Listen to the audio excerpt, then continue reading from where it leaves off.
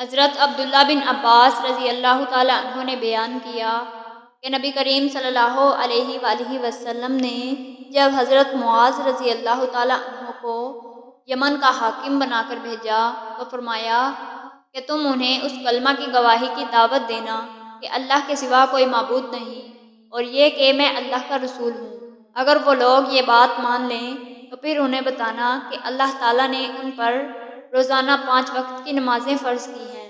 اگر وہ لوگ یہ بات بھی مان لیں تو پھر انہیں بتانا کہ اللہ تعالیٰ نے ان کے مال پر کچھ صدقہ فرض کیا ہے جو ان کے مالدار لوگوں سے لے کر انہی کے محتاجوں میں لوٹا دیا جائے گا۔ صحیح بخاری حدیث نمبر 1395۔